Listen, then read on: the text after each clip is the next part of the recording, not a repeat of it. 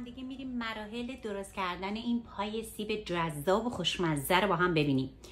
100 گرم کره داشتم که اونو خوردش کردم، تو دستگاه غذاسازم ریختم. 1/2 پیمانه شکر داشتم که اونم بهش اضافه میکنم و حالا کمی با دستگاه میزنم تا اینا با هم دیگه یک دست بشن. خب میبینید که چقدر با هم دیگه یک دست شدن و کرمی رنگ. حالا یکم با پالت دورش رو جدا میکنم و دوباره چند پالس دیگه میزنم.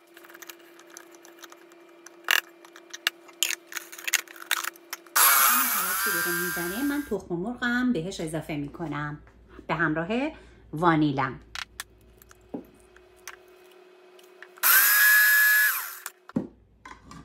دور کارو هدایت میکنم به طرف جلو که حتما تخم مرغ کاملا با موادم قاطی بشه.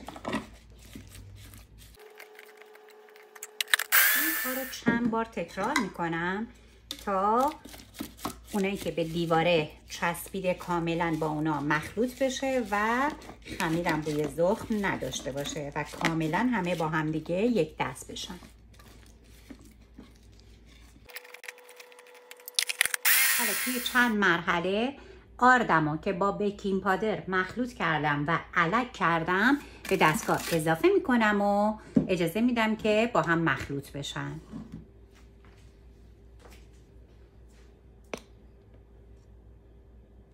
همه رم زدم ریختم.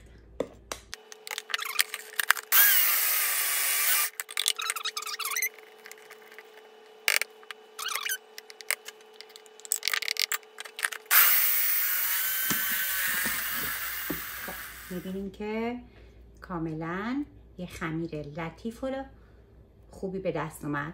حالا این خمیرم رو توی کیس نایلون قرار میدم و 1 ساعت توی یخچال استراحتش میدم.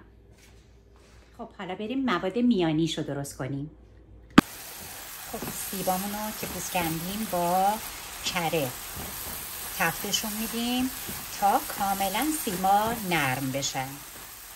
خب حالا آب پرتقال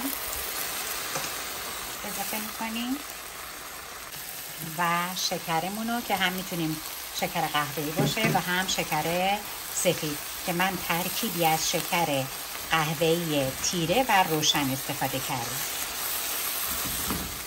2 تا قاشق کشمش، پودر دارچین، گردو، همین رنده پوست لیموی خشک و تمام. حالا میذاریم کمی با هم دیگه اینا بجوشن و آبش کشیده بشه و سیبامون هم نرم بشه. من که کاملا تفتشون دادم، آبشون کشیده شد. حالا میذاریم کاملا خنک خنک بشه تا خمیرمون که استراحت کرد بریزم داخل خمیر. میریم تا اینا خنک بشن. یخچال در آوردم، استراحتشو کرده. یه قالب کف جدا رو انتخاب کردم به قطر 20 تقریبا. با کره کمی چربش کردم. کلا نصف بیشتر خمیر یعنی 1/3 رو برمیدارم برای روی کارم و بیشترش رو برای زیره. اول یه کوچولو ورزش میدیم که خمیر کمی لطیف بشه.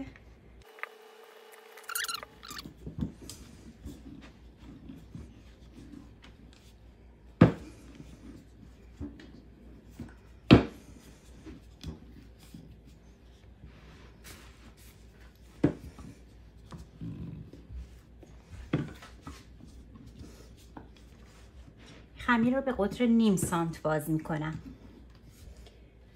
کمی هم میشه کلوفتر بازش کرد اما نیم سانت کافیه، خیلی خمیری نباشه. با این بردانه هایی که خودشون اندازه گیری میکنه برای خمیر شما میتونید کامل خمیر رو به یک قطر یکسان در بیارید. ببینید وقتی که هر جا زیاد داشته باشه روی خمیر که فشار میارید آهسته اون قسمت رو باز میکنه و دیگه تا حدی که با قطر این پایه ها یکی باشه دیگه خمیر باز نمیشه. الان مثل مال من. خب میریم حالا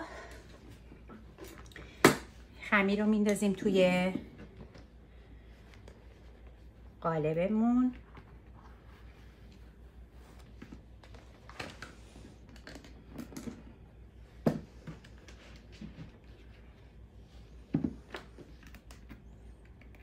به این صورت رو به پایین میارم.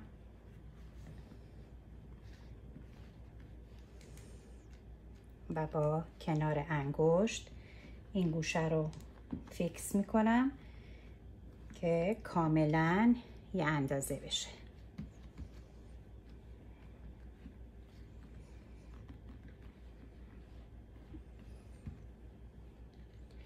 خب لبه ها رو به طرف بیرون میکشم.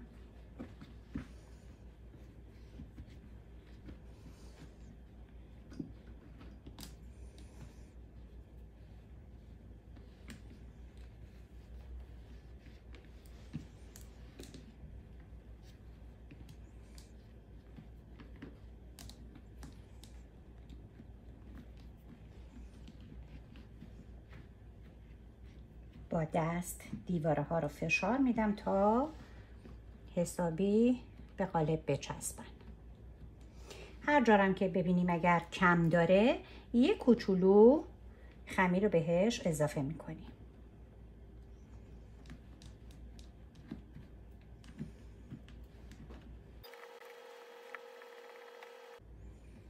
با انگشت توی شیارا رو کمی فشار میدم تا حالت قالب رو به خودش بگیره.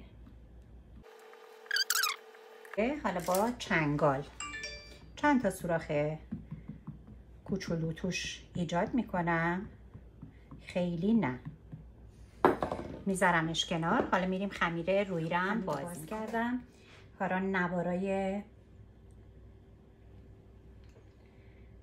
باریک باریک ازش در میارم.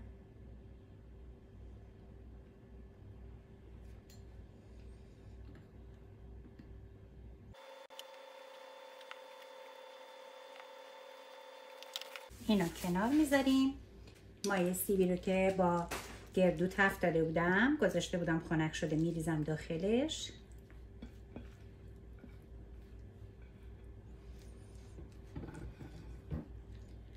کاملا توی تمام سطح یکسان پخشش میکنم.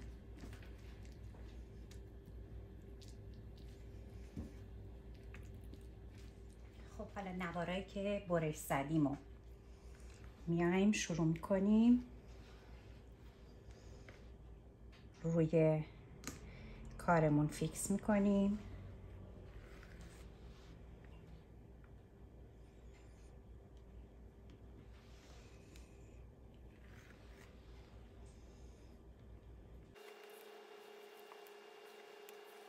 حالا برای مدل گیس باف کردنشون الان اینجا من اینجا قرار میدم. میام از روی اولی رد میکنم، دومی رو بلند میکنم میارم روش، از روی سومی رد میکنم، چهارمی رو بلند میکنم میام روش، به همین طور الی آخر. یه درمیون این کار رو انجام میدم. اینجا رو الان فیکس میکنم و با چاقو برش میزنم. حالا میریم برای دور بعدی. حالا دور بعدی این چون رو هستش بعدی میاد زیر قرار میگیره به این صورت. حالا این روه، این میاد اشتباه کردم، درسته، این زیره، این میاد رو. حالا این روه، این میاد زیر، این میاد رو، این میاد زیر، این میاد رو. به همین حالت میریم برای ردیف بعد.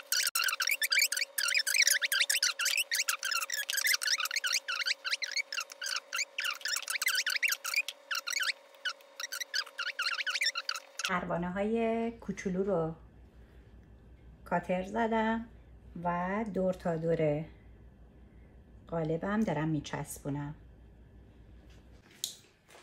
خب حالا یه دونه زرده تخم مرغ رو با کمی شیر مخلوطش کردم و روی اینا میمالم تا زمانی که میرن توی فر حسابی خوش رنگ بشن. بذاریمش توی فر از قبل گرم شده با درجه حرارت 180 درجه سانتیگراد به مدت 30 تا 35 دقیقه یا تا زمانی که کاملا طلایی بشه و بپزه. و تمام. اینم پای سیب من. میذاریم کمی خنک بشه و میتونیم از پودر قندم برای روش استفاده کنیم. میریم یه چایی دبشم میذاریم و باهاش نوش جانش میکنیم. راستی طبق معمول یادتون نره لایک کنین و منو به دوستاتونم معرفی کنین. برین درستش کنید و لذتش رو ببرید. بوس به کله هاتون.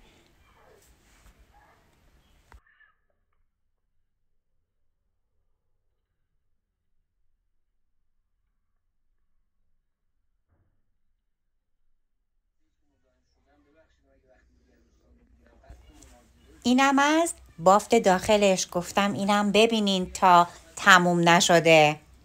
من رفتم.